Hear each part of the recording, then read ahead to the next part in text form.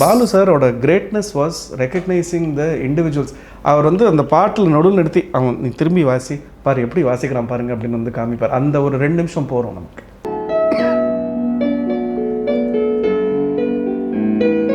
எஸ்பிபியோட நீங்கள் நிறையா கான்சர்ட்ஸ்லாம் நிறையா பண்ணியிருக்கீங்க, ப்ரோக்ராம்ஸ். ஸோ அப்போது பாடும்போது ஏதாவது மிஸ்டேக்ஸ்லாம் பண்ணால் எப்படி கவர் அப் பண்ணுவீங்க?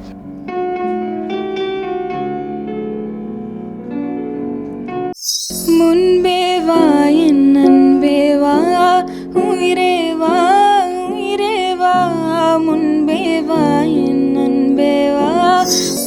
தன்ன நேரம் நிற்குது மோக சுக்குது வார்த்தை திக்குதம்மா, நெஞ்ச பூட்டி வச்சது வந்தோட சட்டம்மா. சூப்பர், பரவாயில்ல. இந்த மாதிரி நான் வந்து இவ்வளோ ஓல்டு பர்சனாக இருந்தாலும் உங்கள் ஜென்ரேஷன் தெரிஞ்சிருக்குங்கிறது நான் ரொம்ப பெருமையாக நினச்சிக்கிறேன். வெள்ளி கொலுசு போல இந்த பூமி சீனுங்கும் கீழே, அணியாத வைரம் போல அந்த வானம் இனுங்கும் மேல. ஒரு வெள்ளி கொலுசு போல இந்த பூமி சீனுங்கும் கீழே, அணியாத வைரம் போல அந்த வானம் இனுங்கும் மேல.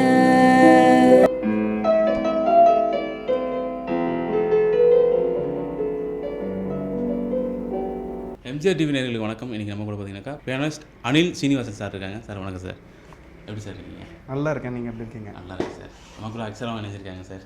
Hi sir, how are you? Hi, வணக்கம் Akshara. How are you doing? Good, நீங்கள் எப்படி இருக்கீங்க? I'm fine. Okay sir. Sir first நீங்கள் வந்து இந்த பியானோ வாசிக்கணும்னு ஆசை எப்படி வந்துச்சு சார்? ஸோ எனக்கு வந்து இது ஆசையாக வரல. 3 வயசில் இருக்கும்போது இது வந்து நான் என்னோடய ஸ்கூலில் வந்து அங்கேருந்து பியானோவில் போய் தன்னால் வாசிக்க ஆரம்பித்தேன்னு சொல்லி தான் வந்து எங்கள் வீட்டில் சொல்லி எனக்கே தெரியும். அதுவும் வந்து அந்த வயசில் இருக்கும்போதெல்லாம் அப்போல்லாம் சோஷியல் மீடியான்ற ஒரு அழகான ஒரு பொருள் கிடையாது. So there is no record of these things.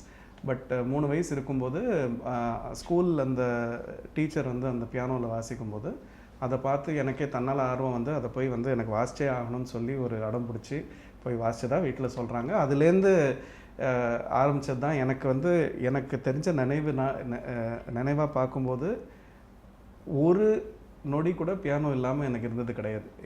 It has been part of my life since I was 3 years old and எனக்கு இப்போ 48 வயசு ஆகுது. ஸோ நான் 45 years I been playing. So இது ஆர்வம்னு சொல்ல முடியாது, இது வந்து தன்னால் வந்த ஒரு வரப்பிரசாதம். இந்த ஆர்வன்றது வந்து சில பேருக்கு வந்து ஈஸியாக கிடைக்கும், இல்லை சில விஷயம் சில பேருக்கு கிடைக்காது இல்லை, அது எப்படி சார் ஃபஸ்ட்டு நீங்கள் வந்து இதுக்கு தான் நம்ம தயார்படுத்திக்கணும் அப்படின்றது எப்படி சார் ஃபிக்ஸ் பண்ணீங்க? அதாவது நான் முதல்ல சொன்ன மாதிரி சில விஷயங்கள் வந்து நமக்கு வந்து ஒரு எப்படி வருது எதனால் வருதுன்றது நமக்கே வந்து அதில் ஒரு ஐடியா இருக்காது. பட் இது வந்து ஒரு ஆர்வத்துக்கெல்லாம் தாண்டி இது வந்து ஒரு ஒரு விடாத ஒரு ஆசை. நான் இன்ஃபேக்ட் நான் குழந்தையாக இருக்கும் போதெல்லாம் வந்து ஸ்கூல்லேருந்து திரும்பி வந்ததுக்கப்புறம் ஓடி போய் பியானோவில் தான் உட்காருவேன் அப்படின்னு வந்து சொல்லுவாங்க வீட்டில். இன்ஃபேக்ட் பியானோலாம் என்னன்னு கூட எங்கள் வீட்டிலலாம் தெரியாது அப்போல்லாம். இப்போ இருக்கிற மாதிரி கீபோர்ட்ஸு பியானோஸ் எல்லாம் இப்போ ரொம்ப பாப்புலர் ஆகிடுச்சு. பட் அப்போல்லாம் அதெல்லாம் கிடையாது. நான் சொல்கிறது ஏர்லி 1980s. அப்போல்லாம் வந்து தீஸ் திங்ஸ் அவ்வளோ பேர் வீட்டிலலாம் இதெல்லாம் இருக்காது. பியானோங்கிறது ரொம்ப ஒரு காஸ்ட்லியான ஒரு கருவி வேறு, அது எல்லார் வீட்லலாம் இருக்காது. எனக்கே எப்படி ஒரு இதுலேயும் ஒரு கொடுப்பினை என்னன்னு பார்த்தோம்னா, எங்கள் அப்பாவோட ஒரு நெருங்கிய நண்பர் அவர் வீட்டில் வந்து யூஸ் பண்ணாமல் ஒரு பியானோ வச்சுருந்தாங்க. அவர் வீட்டுக்கு கூட்டிகிட்டு போகும்போது திருப்பி அந்த பியானோவில் போய் வந்து நான் வாசித்ததை பார்த்து இவ்வளோ நல்லா வாசிக்கிறேன் அந்த சிறுவன் சொல்லி அந்த பியானோவை எனக்கு அன்பளிப்பாக கொடுத்துட்டாங்க. அந்த பியானோ இன்னும் எங்கள் வீட்டில் இருக்குது. சார் நீங்கள் யார்கிட்ட கற்றுக்கிட்டீங்க சார்? ஒரு நிறைய பேர்கிட்ட கற்றுட்ருக்கேன். பட் ரொம்ப குழந்தையாக இருக்கும்போது திருமதி மீனா ராதாகிருஷ்ணன் அவங்கக்கிட்ட கற்றுட்டேன். அவங்க தான் எங்கள் ஸ்கூலில் வந்து மியூசிக் டீச்சராக இருந்தாங்க. அவங்க அப்புறம் ஹேண்டில் மேனுவல்னு ரொம்ப ஒரு பெரிய மேதை சென்னையில் இருந்தார். அவர்கிட்ட ரொம்ப ஒரு சிறிய காலம். அப்புறம் வந்து ஆனா ஏப்ரஹாம் அப்படின்னு சொல்லி இன்னொரு டீச்சர் இருந்தாங்க. ஸோ பல்வேறு டீச்சர்ஸ் இல்லாமல் இது வந்து சொந்தமாலாம் வந்து ஒரு லெவலுக்கு வர முடியாது. கண்டிப்பாக ஆசிரியருங்கிறது ரொம்ப நானே எம் டீச்சர் டுடே அதனால சொல்கிறேன். அவங்கெல்லாம் இருக்கிறதுனால தான் நமக்கு இப்போ எது இருந்தாலுமே அவங்க கொடுத்த பிச்சைன்னு தான் நம்ம சொல்லலாம். ஜீ தமிழில் ஒரு ஷோ பண்ணிங்களா சார்? ஆமாம், அது யாராலையுமே மறக்க முடியாது. நிறைய பேர் வந்து கனெக்ட் பண்ணது அந்த ஷோ எப்படி சார் நீங்கள் பண்ணீங்க? ஸோ மதன் கார்கி அண்ட் நாங்கள் ரொம்ப வருஷம் நெருங்கிய நண்பர்கள், சகோதரர்கள். இன்ஃபேக்ட் நிறைய ப்ராஜெக்ட்ஸ் கூட சேர்ந்து பண்ணிட்டும் இருக்கோம். ஸோ எனக்கு எப்பவுமே வந்து ஒரு ஆசை என்னன்னாக்க இந்த பாட்டை வந்து உருவாக்குறது எப்படி காமிக்கணும் அப்படின்ட்டு. ஏன்னா இதெல்லாம் நான் அந்தந்த ஸ்டூடியோஸில் உட்காந்துருக்கேன். வேறு the great songs have been created. நான் அந்த தருணத்தில் அந்த ஸ்டூடியோவில் உட்காந்து அந்த ஒரு மேஜிக்கை நான் வந்து கண்ணால் பார்த்துருக்கேன் என்ன நடக்குங்கிறது. ஒரு டைரக்டர் வருவாங்க, ஒரு செட்டிங் சொல்லுவாங்க, லிரிசிஸ்ட் அதுக்கு ஏற்ற மாதிரி எழுதுறது, அந்த லிரிக்ஸுக்கு ஏற்ற மாதிரி ஒரு பாட்டு. அந்த பாட்டு வந்து இன்றைக்கி வந்து 100 மில்லியன் வியூஸில் வந்து நிற்கும். பட் அது க்ரியேட் பண்ணுற மோமெண்ட்டை வந்து ரிக்ரியேட் பண்ணணும்னு எனக்கு ரொம்ப ஆசை. ஐயோ இதை போய் யாருமே வந்து கண்காட்சி எடுக்காமல் இருக்காங்களே, ஏன் இதை வந்து ரெக்கார்ட் பண்ண மாட்டேங்கிறாங்க, இதுதானே இன்ட்ரெஸ்டிங்காக இருக்குது. அப்போல்லாம் என்ன சொல்லுவாங்கன்னாக்கா, this is before social media and all, people would say இதெல்லாம் நோபடி இஸ் இன்ட்ரெஸ்டட். ஒரு ரெஸ்டாரண்ட் போனோம்னாக்கா நமக்கு ஆர்டர் பண்ணி சாப்பிட்டுடணும், கிச்சனில் என்ன நடக்கிறதுன்னு யாருக்கு அதை பற்றிக்கெல்லாம் கவலை இருக்குது அப்படின்னு நான் சொல்லுவேன். ஆனால் நிறைய பேருக்கு இன்ட்ரெஸ்ட் இருக்குது. ஏன் இந்த பாட்டில் இந்த மாதிரி பண்ணாங்க, ஏன் இந்த கார்ட்ஸை இப்படி போட்டாங்க, ஏன் வந்து இதுக்கு சோக கலையை கொடுத்துருக்காங்க, இது கொஞ்சம் ஹாப்பியாக பண்ணியிருக்கலாமே, நிறைய பேருக்கு தோணும்ல. அதுக்கு இது இப்போ பார்த்தீங்கன்னா அந்த மாதிரி கண்டென்ட்லாம் நிறைய வந்துட்டுருக்கு, எல்லோரும் அனலைஸ் பண்ணுறாங்க. ஸோ இதை எப்படி ரிக்ரியேட் பண்ணலான்னு. ஸோ கார்கியும் நானும் சொன்னோம், நம்ம 2 பேரும் சேர்ந்து நிறைய பாட்டு பண்ணியிருக்கோம் அந்த மாதிரி. So we will call people, actors, music directors, people who been involved in song creation. அவங்கெல்லாம் வந்து ஒன்றா சேர்ந்து ஒரு ஸ்டூடியோக்குள்ளே வந்தால் நம்ம எப்படி க்ரியேட் பண்ணுவோம், ஆன் த ஸ்பாட் பண்ணி காமிக்கலாம் அப்படின்ட்டு. இதில் என்ன ஒரு பியூட்டிஃபுல் ஆஸ்பெக்ட்னா, எல்லாருமே நட்புக்காக தான் வந்தாங்க. யாருமே அது வந்து ஒரு ஷோவாக, ஓ நீங்கள் கூப்பிட்றீங்களா வாங்க let's have fun let's jam அப்படின்னு தான் வந்தாங்க எல்லாரும். எல்லா பாடல்களும் அங்கேயே க்ரியேட் பண்ணது தான். இது கூட எனக்கு நிறைய பேர் வந்து கமெண்ட்ஸ்லாம் போடுவாங்க, இதெல்லாம் நீங்கள் முன்னே சொல்லி வச்சுட்டு இதெல்லாம் வந்து சும்மா வந்து ஆக்ஷன் போடுறீங்களான்னு. அதெல்லாம் ஒன்றும் கிடையாது. நிஜமாகவே நாங்கள் வந்து இதை வந்து மெனி திங்ஸ், அதுவும் எனக்கு ரொம்ப பிடிச்ச பாடல்கள்லாம் அந்த சீரீஸில் வந்து டைரக்டர் வசந்த் அண்ட் ராஜேஷ் வைத்யா வந்தாங்க ஒரு எபிசோட். பூவுக்கு தெரியாதுன்னு ஒரு பாட்டு போட்டாங்க. ஜிவி அண்ட் சைந்தவி வந்தாங்க, அவங்க போட்ட பாட்டும் எனக்கு ரொம்ப பிடிச்சது. ஏன்னா these are all created on the spot. அந்த நிமிஷத்தில் அவங்க வந்து ஒரு சுச்சுவேஷனுக்கு அவங்க வந்து ஒரு பாடலை எழுதி உடனே அதுக்கு நான் வந்து ஒரு டியூனை போட்டு உடனே அதை பெர்ஃபார்ம் பண்ணி அப்படி பண்ணோம் நாங்கள். ஐ ஹர்ட் தட் உங்களுக்கு வந்து சிட் ஸ்ரீராம் ரொம்ப பிடிக்கும், உங்களுக்கும் அவருக்கும் நல்ல கனெக்ஷன் இருக்குது. So I like to sing one of his songs. Which one? என்னோட நீ இருந்தால். சரி, எந்த கீழே? காற்றை this key.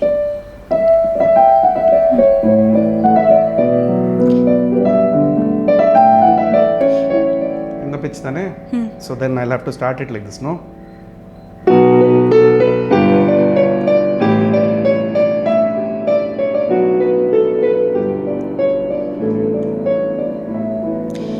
காற்றை தரும் காடுகளே வேண்டாம், கண்ணீர் தடும் கடகள் வேண்டாம்,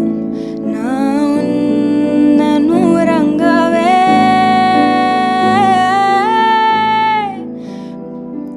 பூமி வேண்டாம், எதுவும் தேவை.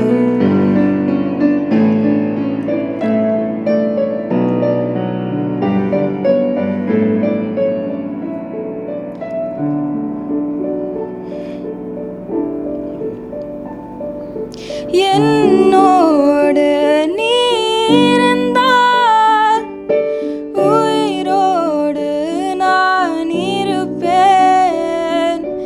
என்னோடு நீ இருந்தால் உயிரோடு நான் இருப்பேன்.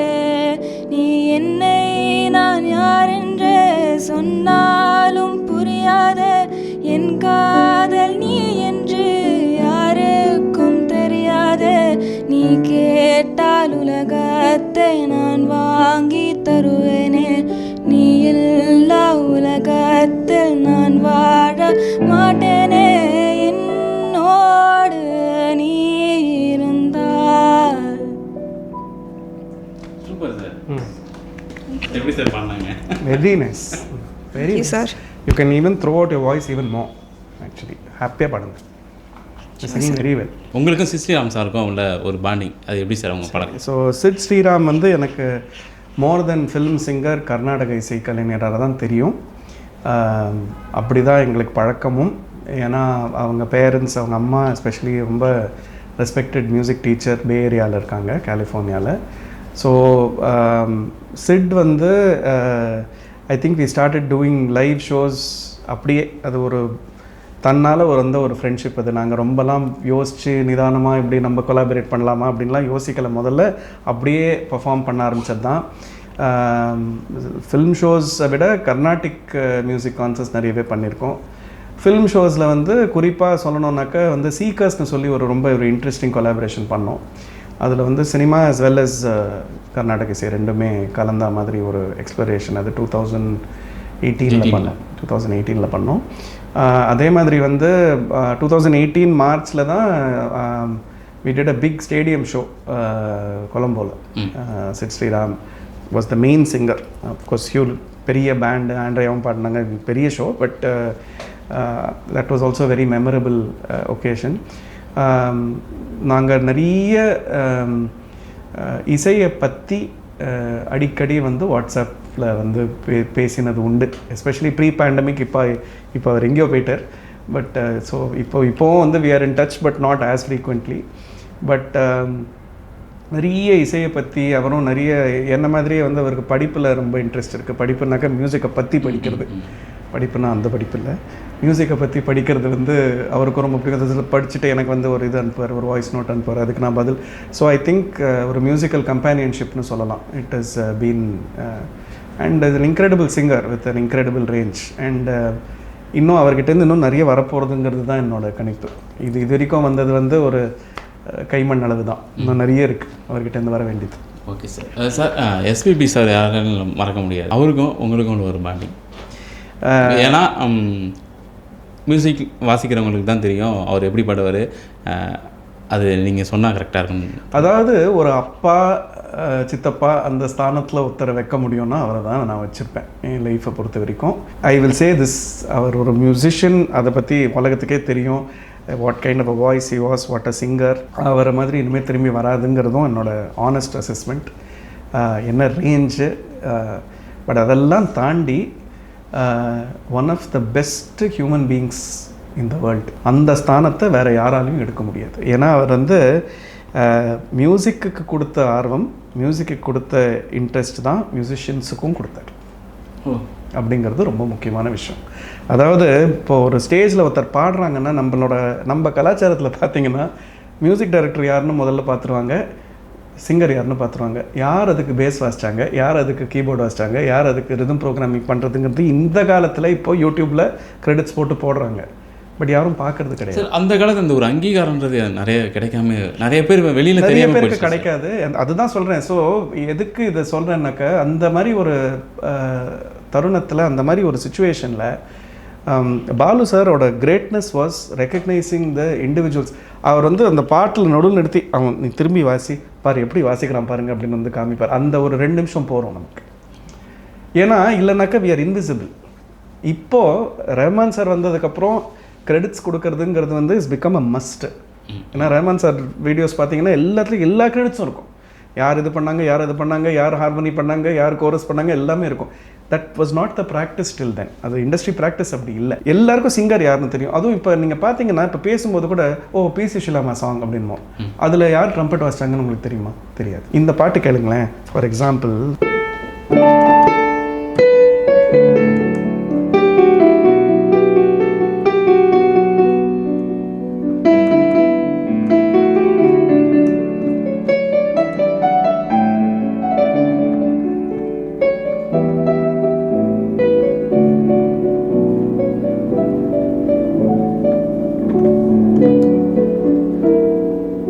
பாட்டு இருக்குல்ல, இந்த பாட்டுக்கு வந்து பியானோ இல்லாமல் அர்த்தமே கிடையாது இந்த பாட்டில்.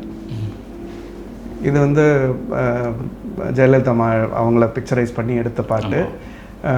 என்ன என்ன வார்த்தைகளோ அப்படிங்கிற பாட்டு. அதில் வந்து பியானோ அண்ட் வாய்ஸ் தான் அது. ஆனால் அதில் யார் பியானோ வாசிச்சாங்கன்னு யாருக்கு தெரியும்? இதுதான் நான் கேட்குற கேள்வி. ஏன்னா அந்த காலத்தில் இதெல்லாம் கிடையாது. Nobody new right. இப்போ இந்த காலகட்டத்தில் எனக்கே ஆராய்ச்சி பண்ணணும் அதை பற்றி யாருனாக்கா யாருக்குமே தெரியலைங்க. யார் வாசிச்சாங்கனாக்கா இவராக இருக்கலாம், அவராக இருக்கலாம் அப்படின்னு சொல்கிறாங்களே வழியே திட்டவட்டமாக பீப்புள் டோன்ட் நோ. எம்எஸ்சி அப்படின்னா இவராக தான் இருந்திருக்கோன்னு நாங்கள் நினைக்கிறோம் அப்படின்றாங்க. It may have been done by somebody else, we don't know. இந்த மாதிரி அவங்களோட கான்ட்ரிபியூஷன்ஸ் எல்லாம் ஹிந்திலையும் சரி தமிழ்லையும் சரி யாருக்குமே தெரியாது. ஸோ அந்த ஒரு இதில் ஒரு மியூசிஷியன்ஸுக்கு அந்த அங்கீகாரம் கொடுக்கணும், மியூசிஷியன்ஸை வந்து ஹைலைட் பண்ணணும், மியூசிஷியன்ஸ் இல்லாமல் பாட்டு கிடையாதுங்கிற ஒரு கான்செப்டை வந்து பாலு சார் வந்து செய்கையில் காமிச்சிருக்காரு. இதுதான் எனக்கு தெரிஞ்சு இன்விசிபிளாக இருக்கிறவங்களை வந்து விசிபிளாக ஆக்கிறவங்க வந்து தெய்வம் தாங்க, அவ்வளோதான். ஸோ அந்த வகையில் பார்த்தாக்கா அவர் எங்கேயோ நிற்கிறார் இந்த இதிலலாம். என்றைக்குமே ஒரு ஸ்டேஜ்லேயோ பேக் ஸ்டேஜ்லேயோ அவர் வந்து கோவப்பட்டதோ இல்லை வந்து அவருக்கு டென்ஷன் வந்து மிச்சவங்களை பார்த்து அந்த மாதிரிலாம் ஒன்றுமே இருக்காது. இன்ஃபேக்ட் எனக்கு என்ன சிரிப்பு வரும்னா, நான் கடைசியாக அவர் கூட லைவாக பண்ண program Music Academy 2019 March, right? அப்போ வந்து ஏதோ ஒரு சேரிட்டி ப்ரோக்ராம் நினைக்கிறேன். பேக் ஸ்டேஜில் போகிறதுக்கு முன்னாடி அவர் வந்து என்கிட்ட சொன்னது என்னென்னா, இது பாரு, எனக்கு வந்து மியூசிக்கில் உன் அளவுக்குலாம் தெரியாதுன்னு என்ன சொல்கிறார். உன் அளவுக்கு எனக்கு மியூசிக் தெரியாது, நான் தானே பிழை பண்ணாக்க கொஞ்சம் பார்த்துக்கோப்பா அப்படின்னு.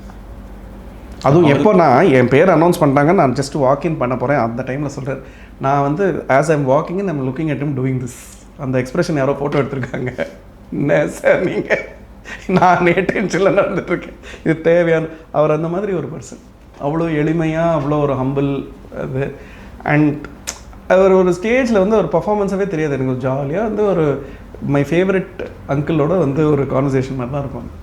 தட் இஸ் அது அவரோட எபிலிட்டி அது. அண்ட் அதே மாதிரி அவரை பற்றி நிறைய பேருக்கு இது தெரியாது. பட் எஸ்பிபி ஃபேன்ஸோட charitable activities, SPB fans association இருக்குது, அவங்க பண்ண சேரிட்டபிள் இதெல்லாம் கோடிக்கணக்கில் இருக்குது. நிறைய பேருக்கு இதெல்லாம் தெரியாது. எஸ்பிபி சேனலைஸ் பண்ணி அவர் வழியாக நிறைய பேருக்கு நல்லது நடந்திருக்கு. இது ஏன் எனக்கு தெரியும்னா, 2015 நமக்கு ஃப்ளட்ஸ் நடக்கும்போது I was involve in a lot of relief efforts. அந்த டைமில் நான் எங்கள் ரோட்டரி கிளப் எல்லாம் சேர்ந்து ஒரு ஸ்கூல் கட்டினோம் பெரும்பாக்கமில். அந்த ஃப்ளட்ஸில் வந்து ஸ்கூலை தொலைச்ச பசங்களுக்கு, ஸ்கூல்ஸு நிறைய நெய்பர்ஹுட்ஸ் தொலைச்சி போச்சு, அவங்களெல்லாம் பெரும்பாக்கமில் ஸ்லம் கிளியரன்ஸ் போர்டில் வந்து அங்கே போனோம்னா அங்கே ஸ்கூல் கிடையாது. இந்த பசங்கள்லாம் காந்தி நகர் அடையார்லேருந்து போன பசங்களுக்கு அங்கே ஸ்கூல் கிடையாது. ஸோ அந்த ஸ்கூலை கட்டுறதுக்கு நாங்கள் ஆரம்பித்தோம். அப்போ இதை பற்றி படித்து இதில் நான் வந்து ஒரு லீடர்ஷிப் எடுத்திருக்கேன்னு தெரிஞ்சு சாரே ஃபோன் பண்ணி அவர் வந்து he has told me never to talk about it. அதனால அவர் அமௌண்ட்டெல்லாம் நான் சொல்ல மாட்டேன். பட் அவராக கொடுத்தார். நான் இன்ஃபேக்ட் எனக்கு திட்டினார் ஃபோன் பண்ணி. நான் திண்டுக்கல்ல இருந்தேன், எனக்கு ஞாபகம் இருக்குது. எனக்கு ஃபோன் பண்ணி, அப்பா நான் வந்து உனக்கு தெரிஞ்ச ஒருத்தர் பேசுகிறேன், அந்த வாய்ஸ் வந்து எல்லாருக்குமே அடையாளம் தெரியும்.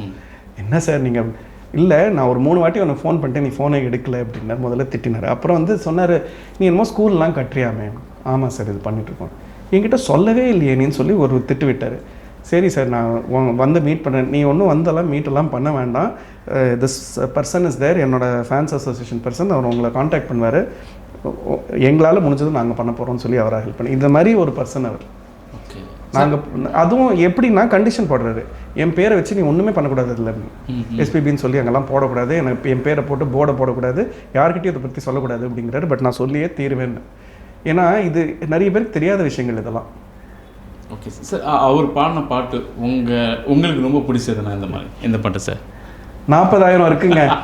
இல்லை, ஒரு சாங் நமக்கு தோணல சார், ஒரு சாங் இந்த பாட்டு மியூசிக் ரொம்ப கஷ்டம். இருங்க,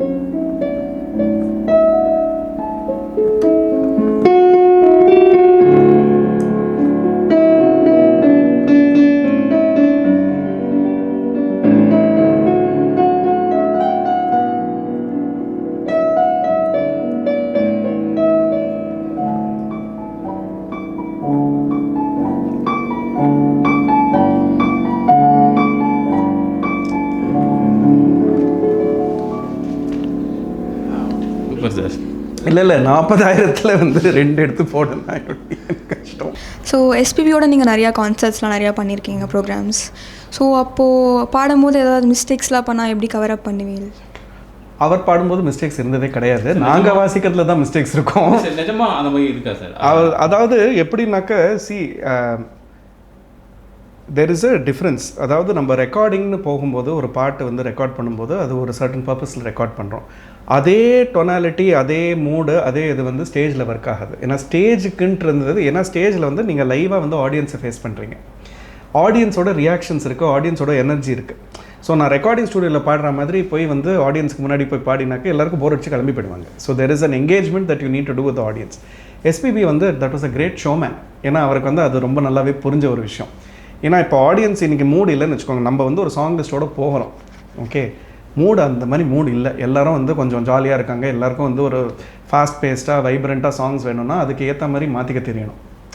ஸோ அவரே என்ன பண்ணுவார்னா ஒரு ஸ்லோ பாட்டே கொஞ்சம் அது நடுநடுவில் இதெல்லாம் பண்ணிவிடுவார், அதை அந்த கொஞ்சம் ஃபாஸ்ட் மூமெண்ட்ஸ்லாம் கொண்டு வந்து எங்களெல்லாம் பார்த்து சொல்லிடுவார், கொஞ்சம் ஃபாஸ்ட்டாக பண்ணிவிடுங்க அப்படின்னு. ஏன்னா க்ரௌடோட மூடு அப்படி இருக்குது. For example if you take this, no sorry திருப்பி பண்ணுறேன்.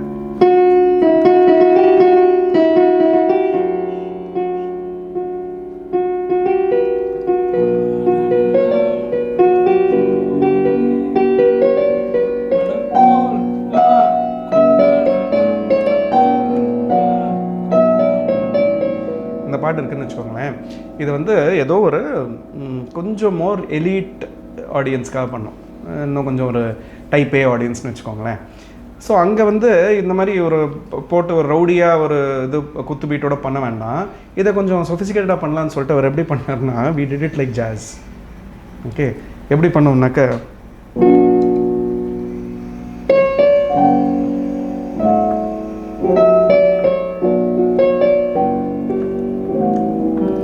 நாங்கள் வைப்ராட்டில் வந்து நின்னார், நாங்கள் அந்த மாதிரி விப்ராட்டோவில் நிற்கிறாரு, அதுக்கப்புறம் போடு அப்படின்னு சொல்லிட்டு we took it from the beat. ஏன்னா இதெல்லாம் small touches that somebody is adding because they're showing that the audience matters. நீ ஆடியன்ஸ்க்காக தான் நீ பாடுறேன்னு வருது. Beautiful message. நீங்கள் வந்து பிஸ்னஸில் your business is not the business of music, your business is the business of communication. Okay, நீங்கள் communicate பண்ணுறீங்க, அவங்களுக்கு வந்து சோகமாக இருந்தாக்கா அவங்களுக்கு வந்து மகிழ்ச்சி கொடுக்குறீங்க, அவங்க மகிழ்ச்சியாக இருந்தாங்க அவங்களோட சேர்ந்து செலிப்ரேட் பண்ணுறீங்க. இல்லை நான் வந்து இன்றைக்கி காட்டு போன மாதிரி மூஞ்சி வச்சுட்டு தான் பாடுவேன் அப்படின்னு நீங்கள் ஸ்டேஜுக்கு வந்தீங்கன்னா nobody is interested in that. ஆடியன்ஸை மதிக்க தெரியணும். ஸோ இந்த கொஞ்சம் ஆடியன்ஸ் வந்து கொஞ்சம் ஜாஸ் பிடிச்ச ஆடியன்ஸ்னாக்கா அவங்களுக்கு கொஞ்சம் அந்த டச்சு கொடுத்துடலாம், கொடுத்துட்டு நம்ம வில் கம் பேக் டு திஸ்னாக்க தே ஃபீல் அந்த ஒரு 30 seconds everybody is appreciated saying, oh wow, இது நான் எதிர்பார்க்கவே இல்லையே அப்படிங்கிறாங்க. அண்ட் இது வந்து ரெக்கார்டிங்கில் இருக்காது. The song is not like this. இதுக்கு தான் லைவ், ரைட்? லைவ்னா லைவ், ரெக்கார்டிங்னா ரெக்கார்டிங். இவர் சொன்ன மாதிரி இப்போ வந்து இன்ஸ்ட்ருமெண்ட்ஸை வந்து என்ன பண்ணுவாருனாக்கா நடுவில் நமக்கு பார்ட்ஸ் மறந்து இப்போ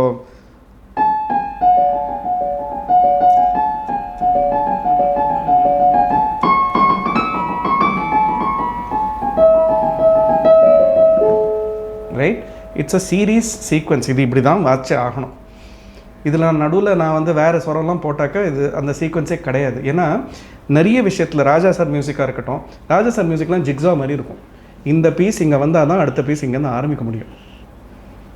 இதை நான் மறந்து போயிட்டேன்னு வச்சுக்கோங்க, ஒரு லைன் மறந்து போயிட்டாக்க தட் நெக்ஸ்ட்டு ஸ்டான்ஸாக ஏன் அப்படி ஆரம்பிக்கிறதுன்றதுக்கு அர்த்தம் கிடையாது. ஏன்னா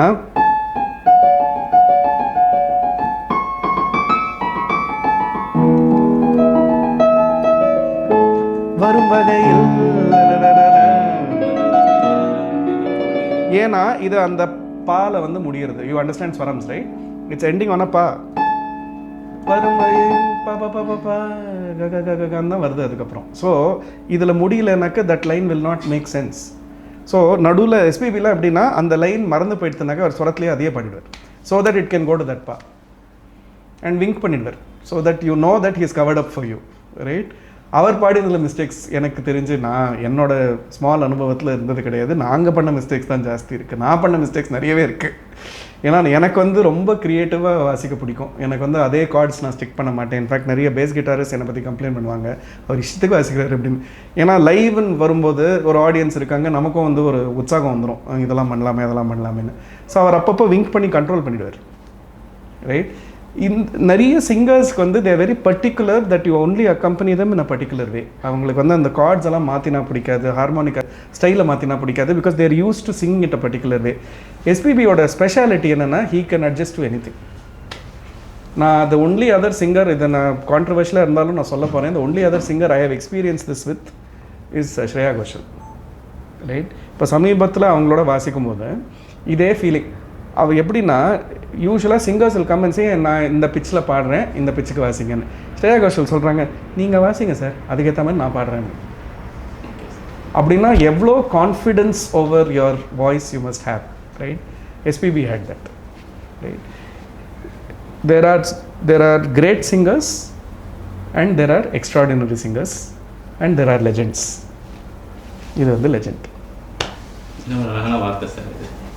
ஸ்ரேயா கோஷல் பற்றி சொல்லும்போது இவங்க ஒரு பாட்டு பாடணும்னு ஆசைப்பட்றாங்க. முன்பே வா என் அன்பே வா, உயிரே வா உயிரே வா, முன்பே வா என் அன்பே வா, பூ பூவாய் பூ பூவாய், நானா கேட்டேன் என்னை நானே நானியா, நெஞ்சம் சொல்லுதே உன்பே வா என் அன்பே வா, உயிரே வா உயிரே வா, முன்பே வா என் அன்பே வா, பூ பூவாய் பூ பூவாய், ரங்கோலி கோலங்கள்